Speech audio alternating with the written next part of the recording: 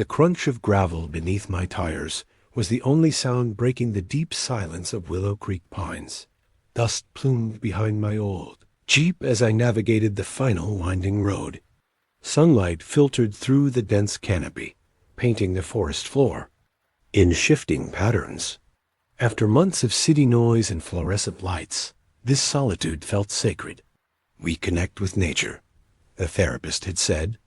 Site 7 promised exactly that. The campsite was picture perfect.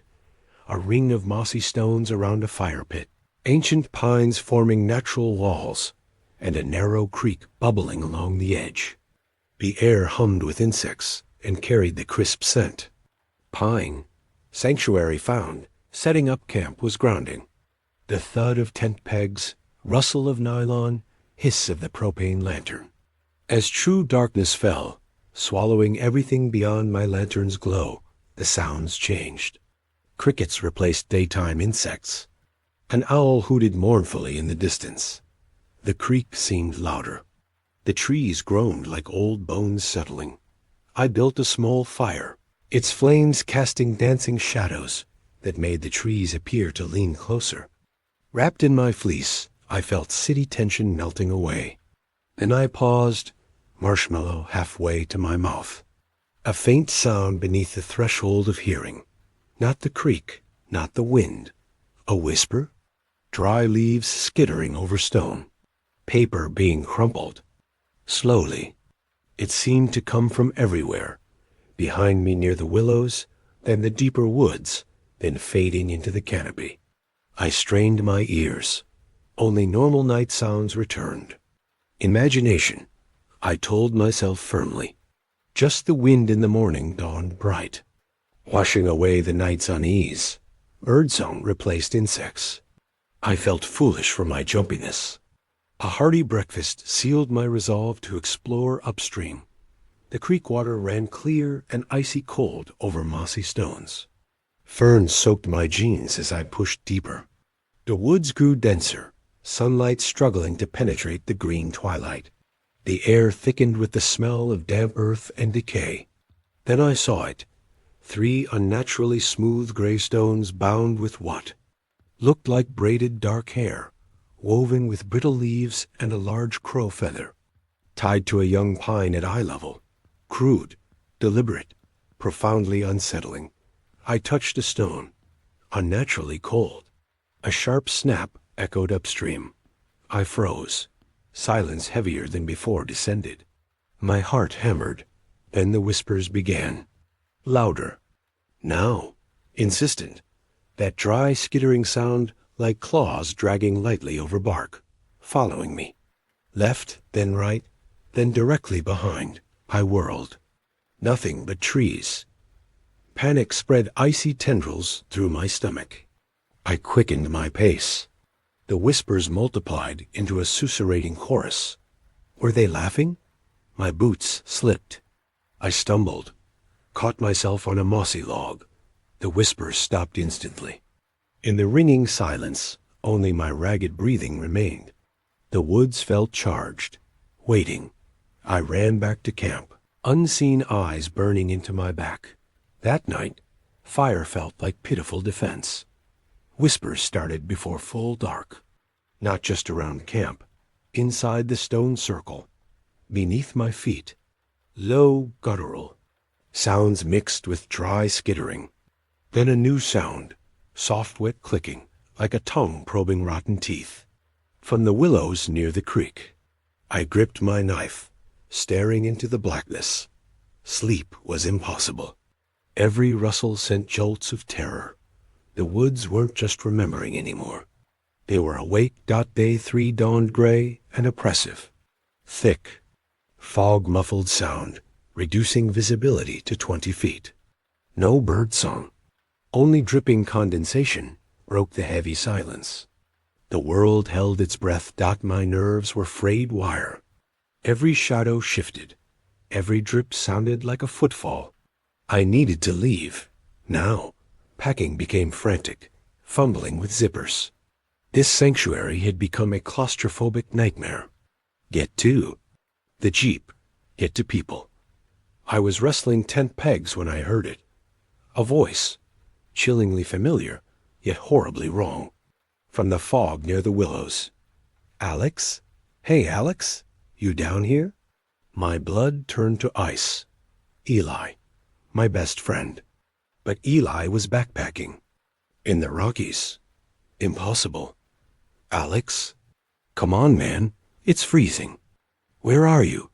Eli's rasp, his upward inflection, but flat, emotionless. Beneath it, that wet clicking. Eli? My voice strangled. How are you here? Got done early. The voice drifted downstream. Thought I'd surprise you.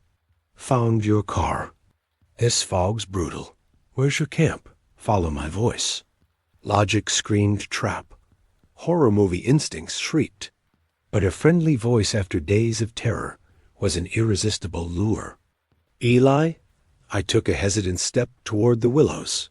The fog swirled thickly. Is it really you? Who else, dude? Closer now. Just beyond the first willows. Come on, I'm soaked. Got a fire? Another step. Colder air. A smell hit me. Stagnant water and rotting vegetation. Underlying sickly sweetness. Wrong. All wrong. Eli, something's off.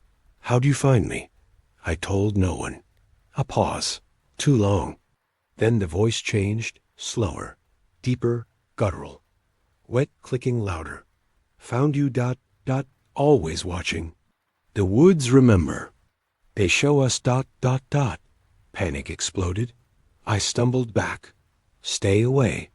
The laughter that answered was dry, rattling, like pebbles in a brittle gourd. From multiple points, whispers erupted. Chaotic chorus of skittering, clicking, rasping laughter, movement. A shape coalesced in the fog. Tall, impossibly thin. Outline blurred, not human. Limbs too long, too jointed. Head a distorted shadow. It lurched jerkily, puppet-like. The rotting smell intensified. Decay mixed with coppery blood. It moaned, a sound of pure hunger. Whispers reached fever pitch. I didn't think. I ran blindly into the woods opposite the jeep. Running blind in fog-shrouded woods is hell. Roots tripped me. Branches clawed at my eyes. Crashing pursuit tore through. Undergrowth behind me. Whispers urged it on. Scritch, scritch. Catch him ... click dash click ... lungs burned. Legs screamed. Adrenaline fueled me. I stumbled down a fern-covered slope, tumbling into a leaf-choked gully. Pain lanced through my ankle. Gasping, I scrambled behind a fallen cedar, pressing. Into rotten wood. The crashing stopped. Silence suffocated. Only my pounding heart. Had I lost it? Minutes crawled. Then, thud ... drag ... heavy, methodical. Pacing the gullies, edge above, hunting, my hiding place felt exposed. Thud ... pause ... Loud wet sniffing directly overhead. Decay smell washed over me. A grunt of satisfaction. Thud ... drag. Fading away. I stayed frozen long after the sound vanished. After fog thinned to grim gray light. Ankle swollen. Terror colder than pain. It knew I was there. Why leave? The dread deepened. It wasn't done. Playing, limping back to camp was agony. Every shadow made me jump. The campsite was violated. Tent slashed open. Sleeping bag shredded. Cooler tipped. Contents crushed. Backpack ripped apart. Fire pit stones kicked out. Near the tent flap, half buried in mud, another fetish. Larger dark stones bound with coarse hair.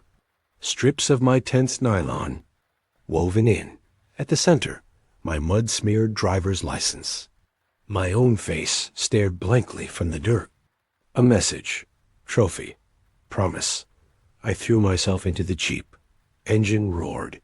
I reversed wildly, spinning tires, then hurtled down the road. branches scraped like skeletal fingers. I didn't look back, but felt the woods watching. Beneath the engine, roar beneath my hammering heart. A sigh. Vast ancient exhalation of disappointment through the pines. Then silence. I made it out. Ankle sprained. Told rangers about vandalism. An animal tearing up camp. Mentioned the fetishes. They offered pitying skepticism. Kids messing around, or a bear. No trace of anyone else. Offered to check Site 7. I begged them not to. 2 years later. Ankle healed. City noise returned. But real quiet? Gone. Because in my apartment's silence, sometimes I hear it. Faint, edge of perception. Dry scritch against the window pane. Wet click in the empty hallway. Therapist says PTSD. Trauma replay. She insists it wasn't real. Isolation. Stress. Power of suggestion. Maybe she's right. Maybe wind in willows. Maybe imagined the voice, the thing. Maybe woods were just woods. But I know. When I close my eyes, I see that distorted shape lurching through mist. Smell that rotting sweetness. Hear the whispers. Remembered. The woods remember, they say. So do I. They gave something back that. Weekend. Not peace. Not sanctuary. Certainty. Certainty that some silences aren't empty. Occupied. That some things walking in woods don't leave visible footprints. They leave them on your soul. So if you're drawn to a place like Willow Creek, pines drawn by quiet ... listen closely. Pray you only hear wind, because woods remember, and sometimes they whisper back. The crunch of our boots on the overgrown Forest Service road was the only sound as Ben and I trudged deeper into Black Pine Hollow. Late afternoon sunlight struggled through the dense canopy, painting the world in shifting shades of emerald and gray. Ben, 16 and buzzing with restless energy, kicked a pinnacone ahead of him. Seriously, Alex? No cell service? Not even a ranger station? He complained, adjusting his overloaded backpack. This feels less off-grid adventure, more serial. Killer convention. It's called real camping, Ben, I replied, trying to sound more confident than I felt. The map had shown Site 9 as a secluded paradise. Now, miles from the car, the silence felt less serene, more watchful. The usual forest chorus, birds, insects, rustling creatures, was muted, replaced by an unnerving, low hum I couldn't place. Just breathe it in. Pure air. No distractions. Distractions like safety? Civilization? Ben muttered, but a flicker of excitement was in his eyes. He thrived on adrenaline. We reached Site 9 as dusk began to bleed into the trees. It was a small clearing beside a slow, black-water creek choked with skeletal willow branches. Ancient. Pines stood sentinel, their trunks thick and gnarled, branches intertwined like arthritic fingers clawing at the darkening sky. The air hung heavy with the scent of damp earth, pine resin, and something else, faintly metallic, like old pennies. Home sweet creepy home, Ben declared, dropping his pack. He immediately started scouting the perimeter. Fire pits here. Decent trees for the hammock. Hey, what's that? He pointed towards the creek bank. Tied to a low-hanging willow branch was a cluster of objects. 3 smooth, gray river stones bound together with coarse, dark twine that looked suspiciously like braided hair. Woven through the binding were brittle brown leaves, and the bleached white skull of a small bird. My blood ran cold. Some weird art project, I said, forcing a dismissive tone. Probably kids. But the stones felt unnaturally cold when I touched them, sending a jolt up my arm. I quickly pulled my hand back. Ben, however, was fascinated. Whoa, Grim. Maybe it's a good luck charm? Protection? He snapped a picture with his phone, the flash stark against the gloom, setting up camp felt, like performing under a microscope. The towering pines seemed to lean closer. The silence deepened as true night fell, broken only by the crackle of our fire and the slow gurgle of the creek. Even Ben grew quiet, his eyes constantly scanning the tree line beyond our firelights. Fragile circle. The oppressive feeling of being watched intensified. Did you hear that? Ben whispered suddenly, head cocked. I strained my ears. Nothing but the fire and the creek. Hear what? Sounded like whispering, really faint. Like paper tearing or dry leaves scraping together. My skin prickled. I hadn't heard it, but the description echoed my own unease. Just the wind in the willows, Ben. Or maybe a raccoon. I poked the fire, sending sparks swirling upwards like fleeing fireflies. Get some sleep. Big hike tomorrow. He didn't argue. But as we settled into our tents, Ben in his hammock strung between two pines, me in my small dome tent, silence returned, thicker than before. And then I heard it. Not from the willows. From the woods directly behind my tent. Sk Richiscritch. Pause. Scritch, scritch, scritch. Like claws lightly dragging down rough bark. I held my breath, heart hammering against my ribs. It stopped, then started again, closer, near the fire pit. Then silence. Utter, profound silence. Not even the creek seemed to make a sound. The air felt charged, waiting. Sleep was impossible. I lay rigid, listening, until the first gray fingers of dawn crept into the sky. Morning brought weak, gray light filtered thick fog that had rolled in overnight. The cheerful birdsong I'd half expected was absent. Only the dripping. Condensation from the trees broke the heavy quiet. Ben emerged from his hammock, looking pale and tired. You hear that whispering crap all night? He asked, his voice tight. Just the wind, I lied, my own nerves frayed. Come on, let's explore. Upstream. Find some better scenery. I needed movement, sunlight, anything to dispel the clinging dread. The fog muffled our footsteps as we followed the creek. The woods felt even denser, more primeval. The metallic smell was stronger here. We found more unsettling markers. Small, piles of strangely arranged stones near the water. Another crude fetish of stones and feathers hanging from a branch. Ben stopped joking. He kept glancing over his shoulder. We pushed through a thicket of thorny undergrowth into a smaller clearing, and froze. In the center, perfectly formed in the thick green moss, was a circle about 10 feet across. Not made of stones. The moss itself seemed flattened, darkened, forming the boundary. Inside the circle, the moss was completely dead, reduced to black, powdery earth. At the very center lay a larger version of the fetish we'd seen. 5 dark stones, bound with thick, black cord, woven with crow feathers, and what looked like small, sharp animal bones. Okay, Ben breathed, his voice trembling. That's not kids. That's ritual. Like seriously bad juju. He backed away, bumping into me. We need to go back. Now. The oppressive silence returned, heavier than ever. The fog swirled, seeming to thicken around the dead circle. That's when the whispers began again. Not faint this time. A chorus, overlapping, dry and skittering, seeming to come from within the circle itself. Scritch, scratch, hiss. Join us, panic flared in Ben's eyes. Run! He yelled. Turning. We crashed back through the undergrowth, thorns tearing at our clothes. The whispers followed, seeming to move through the trees alongside us, keeping pace. Closer, closer. They weren't just behind us. They were above us, rustling through the canopy.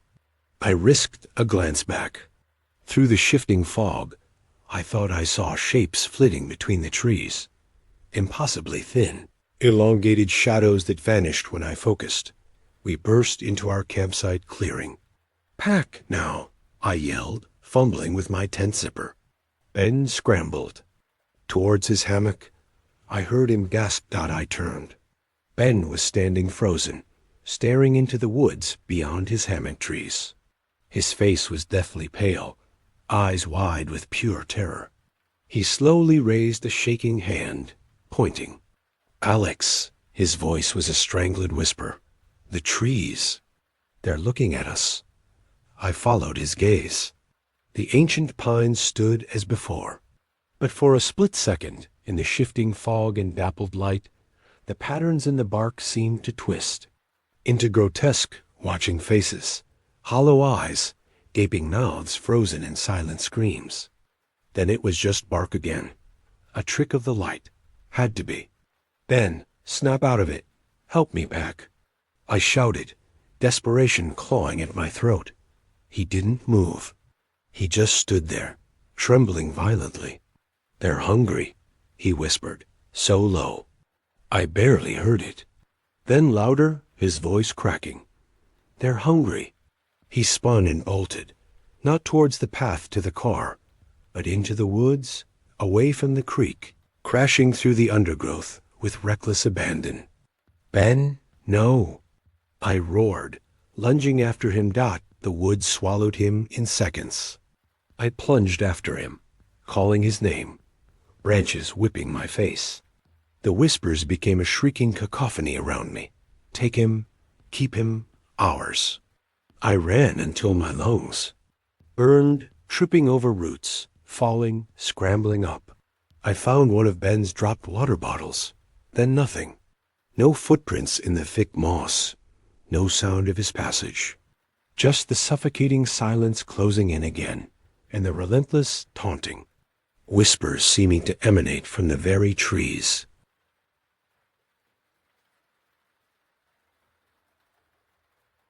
He was gone, vanished without a trace in the too quiet woods. Hours bled into each other. Despair warred with terror. I searched until darkness threatened, screaming Ben's name until my voice was raw. The forest offered only silence and mocking, whispers that seemed to grow louder as the light faded. Exhausted, injured, and utterly broken, I stumbled back to the desolate campsite as night fell. The fire had died to embers. The fog had thickened into a cold, wet shroud, reducing visibility to mere feet. The silence was absolute, oppressive. The feeling of being watched was a physical pressure, a weight on my chest. I collapsed by the dead fire, head in my hands, choking back sobs. I'd lost my brother. How could I face our parents? How could I live with myself? Then a sound. Footsteps. Slow, dragging footsteps approaching from the direction Ben had run. My heart leaped into my throat. "Ben?" I croaked, scrambling up, peering into the swirling gray. A figure emerged from the fog.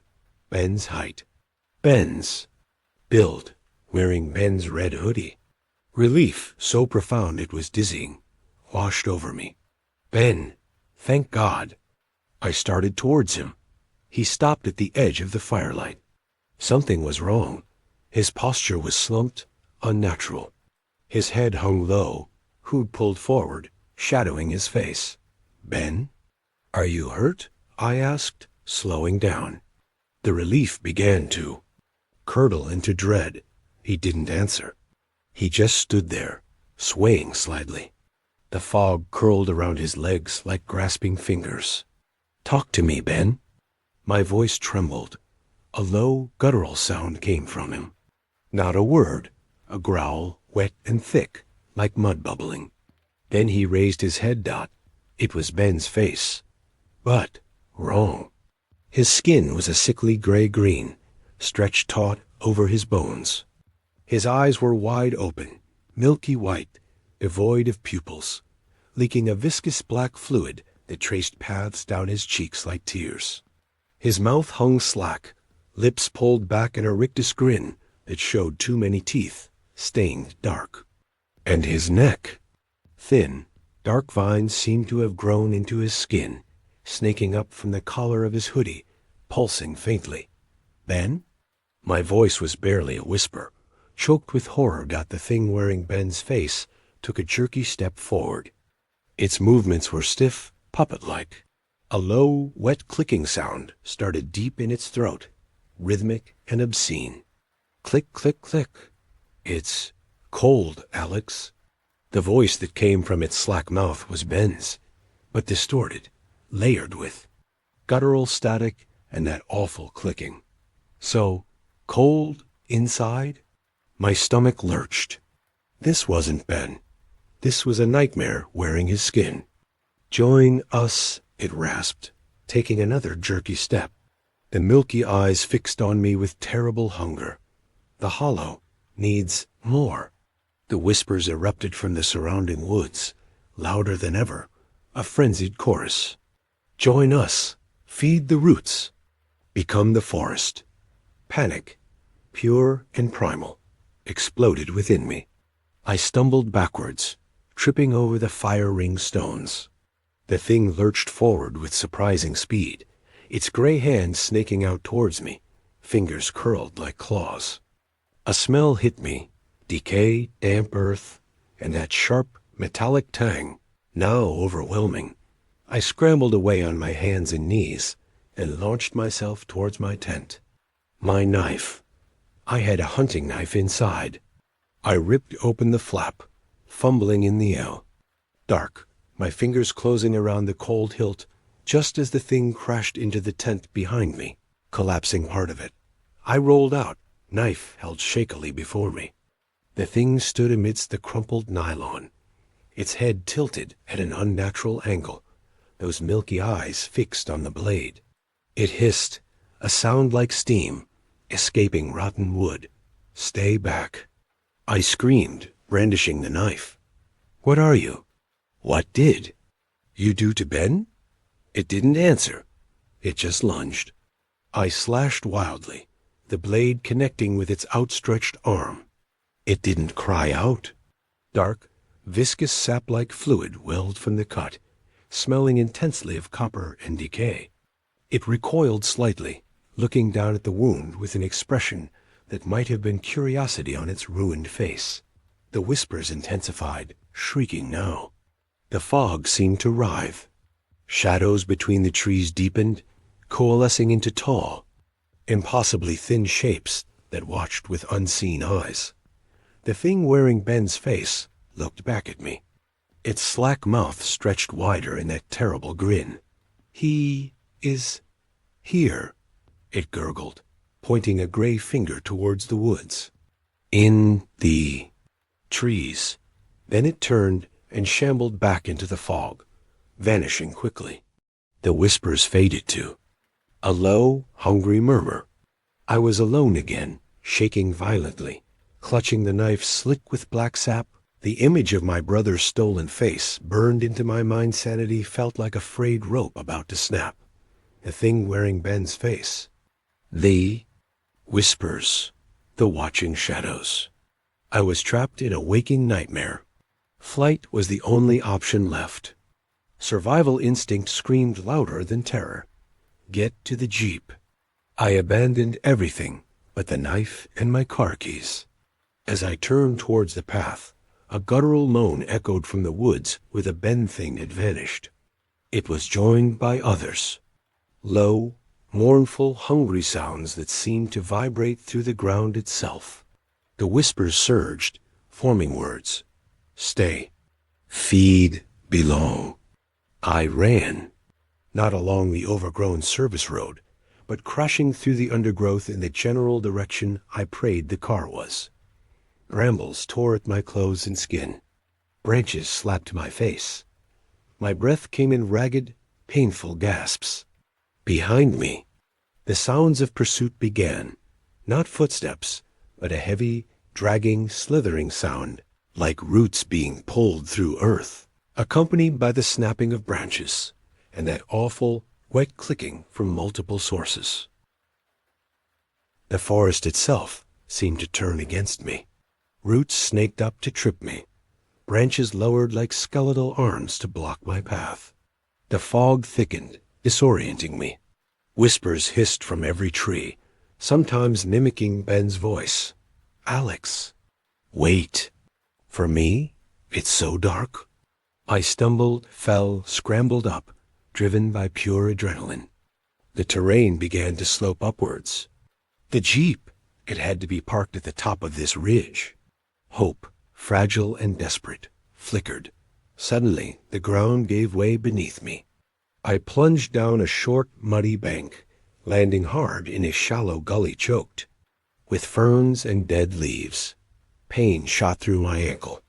Above me, the dragging, slithering sound stopped.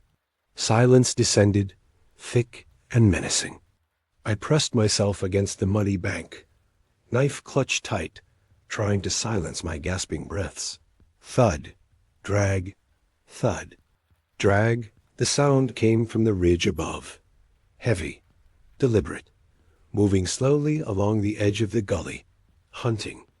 I could smell them now, the decay, the damp earth, the copper tongue, stronger than ever, multiple sources. They were above me, circling, thud, drag, pause, sniff, a loud, wet sniffing sound directly above my head. They had my scent. The dragging resumed, moving away, then stopping again. Silence. Were they waiting? Toying with me? A low, guttural voice, layered with whispers, echoed down into the gully. The hollow remembers. Its roots are deep. Its hunger is forever. Then the dragging sounds faded, moving back towards the depths of the woods. They were leaving, for now. But they knew I was here. They were letting me run, playing a cruel game. Gritting my teeth against the agony in my ankle, I clawed my way out of the gully. Every shadow seemed to move. Every rustle was a whisper. I limped and stumbled, fueled by terror, finally spotting the familiar shape of my jeep through the thinning fog. Salvation. I reached the vehicle, fumbling desperately with the keys. The door unlocked. I threw myself inside, locking the doors instantly, the sound like a gunshot in the silence. The engine roared to life. I reversed wildly, spinning tires, spitting mud and gravel dot as I slammed the gear shift into drive. I looked back towards the campsite one last time. The fog swirled near the tree line. Standing there, barely visible, was the gray figure in Ben's red hoodie. It raised one stiff arm, not in farewell, but in a gesture that seemed like an invitation or a promise. Beside it, other tall, impossibly. Thin shadows materialized from the mist, their forms indistinct, but radiating ancient malice. Then I was hurtling down the mountain road, branches scraping the sides like claws trying to hold on. I didn't stop until I hit the paved highway, miles away, bathed in the sickly yellow glow of a gas station sign. I collapsed against the steering wheel, sobbing, the smell of decay still clinging to my clothes. The police searched Black Pine Hollow for weeks. They found shredded tents, trampled gear, Ben's abandoned backpack near the stone circle. No trace of Ben. Officially, he's a missing person. Probably attacked by an animal, they said. Got lost. Succumbed to exposure. They found no fetishes. No dead moss circles. The forest had reclaimed them. I told them about the whispers. The thing wearing Ben's face. The watching trees. They listened with polite skepticism, jotting notes. PTSD. Trauma-induced hallucinations. Guilt manifesting. They recommended therapy. I go, I talk. I try to believe them, because the alternative is too terrible.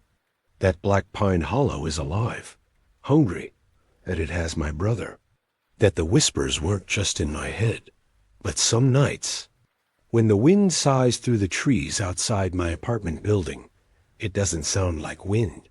It sounds like dry leaves scraping together, like a chorus of faint, hungry whispers.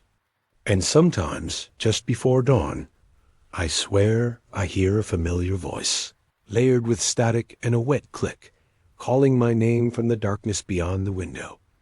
Alex, the roots are deep. Come back, we're so cold, the woods remember. And sometimes they call you home. Don't answer, just drive. And never, ever look back. Rain drummed a relentless rhythm on the roof of Sam's old SUV as we crawled down the muddy track deeper into Blackwood Forest. My friends, Sam driving, Maya humming nervously in the passenger seat, and Alex fidgeting beside me in the back, were my usual crew, but the mood was thick with unease the further we went. The storm had hit hours earlier than forecast, turning the familiar route into a tunnel of writhing shadows beneath the dense canopy. We should have checked the weather again, Alex muttered, his knuckles white on the armrest as the tires slid. In the muck. Relax, Sam said, her voice tight with concentration. The sight's just up ahead. It'll be fine once we get the tents up. But the headlights barely pierced the downpour, reflecting off slick leaves and skeletal branches that clawed at the windows like desperate fingers. We finally lurched into the small clearing, our usual spot near Whisper Creek, now a roaring brown torrent. Setting up camp was a nightmare. The rain soaked us instantly, the wind snatched at tent fabric, and the ground sucked at our boots. The cheerful campfire we'd envisioned was impossible. Everything was drenched. We huddled miserably under a hastily strung tarp, eating cold sandwiches as darkness, thick and heavy, swallowed the forest whole. That's when the whispers started. At first, I thought it was the wind whistling through the pines, or the creek's frantic rush. But then I heard it clearly, a low, sibilant hiss, weaving between the other sounds, seeming to come from just beyond the ring of our feeble lantern light. Maya gasped. "Did you hear that?" "Hear what?" Sam asked, her voice too loud in the sudden stillness between gusts.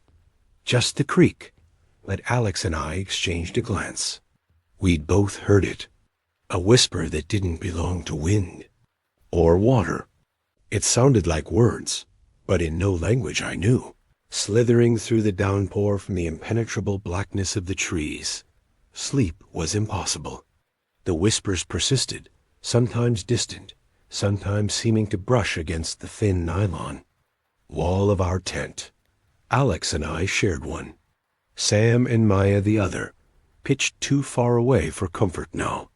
Every rustle of wet leaves, every creak of a burdened branch, sent my heart hammering against my ribs. The rain was a constant roar, yet beneath it those whispers coiled. "Something's out there," Alex breathed, his flashlight beam jerking across the tent fabric. "I keep seeing ... movements, shadows moving wrong." I peered through the mesh vent. Beyond the pathetic glow of our battery lantern, the forest was a wall of pure liquid darkness. Shapes seemed to coalesce and dissolve, tall impossibly. Thin figures shifting between the trunks, or just the tortured dance of trees in the storm. The whispers seemed to solidify near those shifting shadows. A guttural wet cough echoed from the woods, shockingly close. It wasn't animal. It sounded choked, decaying.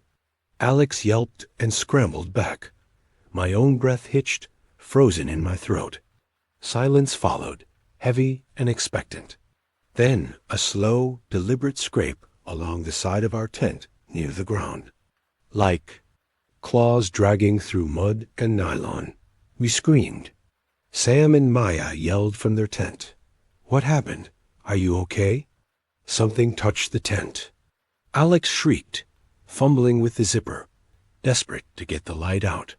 When I finally managed to shine my flashlight where the sound came from, there was nothing. Just rain-lashed grass and mud, but etched clearly in the muck, leading away into the darkness were 3 deep, parallel gouges. Dawn brought no relief, only a bruised, gray light filtering through the relentless rain. The storm hadn't eased. It felt like the forest itself was weeping. We emerged from our tents, pale and wide-eyed, the terror of the night etched on our faces. The gouges by our tent were still there, stark and undeniable. "We need to get out of here. Now," Maya stated, her voice trembling but firm. "This isn't just bad weather anymore." Sam, ever practical but shaken, nodded. "Agreed. Pack fast. Leave anything not essential." We moved like automatons, cold fingers fumbling with wet straps, throwing soaked gear into the SUV, our eyes constantly scanning the dripping trees. The whispers had faded with the light, replaced by an oppressive silence, broken only by the rain, and our frantic movements. But the feeling of being watched was worse than ever. The forest felt alive, hostile. As I hauled my backpack towards the car, a flicker of movement near Whisper Creek caught my eye.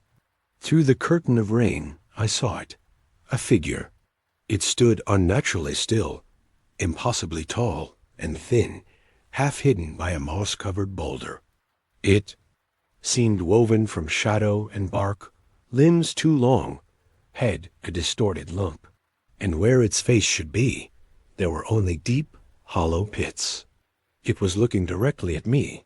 I froze, a whimper escaping my lips. "Guys, ... I choked out. Sam followed. My gaze. "What? What is it?" She saw it too. "Oh God, ... The figure didn't move. It just watched. Then, slowly, it raised one long, branch-like limb and pointed not at us, but towards a denser part of the woods downstream, where the ground sloped sharply downwards.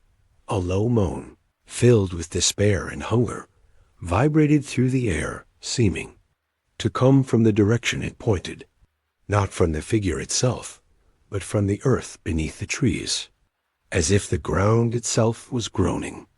More figures, indistinct and shadowy, seemed to detach from the gloom near the slope, turning their hollow gazes. Panic erupted. We threw the last of our gear into the SUV, not caring how it landed. Sam fumbled with the keys, dropping them in the mud. Alex scrambled to grab them. Maya and I kept staring at the slope, where the figures were now gliding soundlessly between the trees, converging. "Start the car! Start the car!" Maya screamed. The engine roared to life. Sam slammed it into gear. The tires spun wildly in the mud, churning up filthy spray. For a heart-stopping second, we were stuck. I looked back. The figures were closer, moving with unnatural speed and silence despite the downpour. Those hollow pits seemed to swallow the gray light. The moaning grew louder, seeming to come from everywhere now, vibrating up through the car floor dot with a sickening lurch. The tires found purchase. The SUV shot forward, fishtailing wildly on the slick track. Branches scraped and shrieked against the metal like fingernails. I pressed my face against the cold window, watching in horror as the clearing disappeared. The tall, thin figure by the creek was still there, watching us flee. And as the trees closed in, I saw more of them, dozens, maybe, standing silently among the dripping pines, their hollow faces turned towards our retreating vehicle. We didn't speak. We didn't stop. We drove in petrified silence through the drowning wood, the wipers fighting a losing battle against the torrential rain. The moans seemed to chase us, fading only when the first signs of the main road finally appeared through the deluge. We never went back to Blackwood. We never even reported it. Who would believe us? Just a scary story about a rainy camping trip gone wrong. But sometimes, on nights when the rain drums hard against the window, I hear it again.